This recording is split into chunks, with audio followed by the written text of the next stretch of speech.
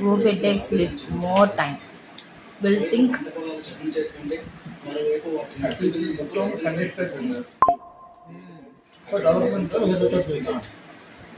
అంటే ఎంతసేపు బయటకి వెళ్ళకుండా లోపల ఉడికెత్తిపోతాంటే.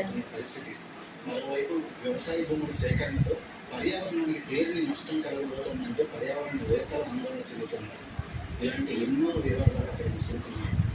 ఫార్మాసిటీ ఒకప్పుడు, ఫ్యూచర్ సిటీ ఇప్పుడు. ఫార్మాసిటీ పేరుతో జరుగుతున్న భూసేకరణ వివాదం హైదరాబాద్ శివారు గ్రామాల్లో ఆందోళన రేకెత్తిస్తోంది. ఇంతకీ ఇప్పుడు అక్కడ ఏం జరుగుతుంది? రైతుల ఆందోళన కారణం ఏంటి? ప్రభుత్వం ఏం చెప్తోంది? ఇవన్నీ తెలుసుకునే వాళ్ళని డిస్టర్బ్ చేయకుండా చేయడం కుదరదు. ఫార్మాసిటీ పేరుతో ఇప్పుడు జరుగుతున్న భూసేకరణ సంబంధించి రైతులు తీవ్రంగా వ్యతిరేకిస్తున్న పరిస్థితి కనిపిస్తుంది. ఎందుకంటే 2016 నుంచి కూడా ఈ భూసేకరణ సంబంధించి కూడా యాచారం మండల పరిధిలో మాత్రం భూసేకరణ సంబంధించి ఈ రైతులు తీవ్రంగా వ్యతిరేకిస్తున్నారు. ఈ పరిహారం అమలుతో పాటు ఎకరానికి 120 గజాల చొప్పున ప్లాట్లు కూడా ఇస్తామని చెప్పారు. ఆ ప్లాట్లకు సంబంధించి కూడా ఇప్పటికీ మాకు అందలేదు. అంటే కేవలం ప్రస్తుతానికి అయిపోయింది 2 days. ఇప్పుడు స్పష్టమైన రిజిస్ట్రేషన్ చేయడం కానీ అలాగే ఆ ప్లాట్లు మాకు కేటాయించడం ఎక్కడ ఏంటి అనేది చూపించడం కూడా ఇంకా జరగలేదని కూడా ఇక్కడ రైతులు అభ్యంతరం వ్యక్తం చేస్తున్నారు. గవర్నమెంట్ కూడా ఇస్తే తీసుకోరు, రైతులు ఇస్తేనే తీసుకోవాలన్న వాళ్ళు మాత్రం తీసుకోవద్దని చెప్పి మేము మాత్రం ఇల్లు నాకు ఉన్నది 4 ఎకరాలు. దాని మీద నేను సంవత్సరానికి కడీల మీద నా 5 లక్షల పంటలు ఇస్తాను.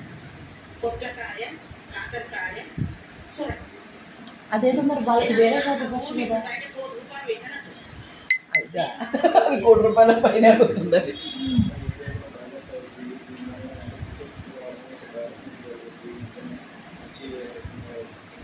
అదే ప్లస్ వేరే షాట్ ఇస్తే అది ఓకే. డెవలప్మెంట్ జరుగుతుంది అంటారు. ఇక్కడ స్థానికంగా ఉన్న రైతులు ఏమైనా డెవలప్ అవుతారు.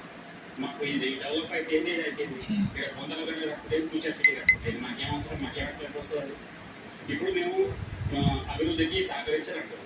ఇది సహకరిస్తాం కరెక్ట్. మేము పోయి మా పిల్లలు మేము ఇచ్చాము పెట్టుకోవాలి. ఈ 10-15 లక్షలకి ఏమైనా వస్తుందా? ఇక్కడ ఎప్పుడు అభివృద్ధికి సహకరించాలంటున్నారు. మీ పక్కన భూములు అమ్ముకుని మీకు పక్కన ఫ్యూచర్ సిటీ వస్తుంది. మీ భూములకు మహాదశ ఇంట్లోనే ఉన్నా స్థానికంగా భూములు పోతున్నాయి.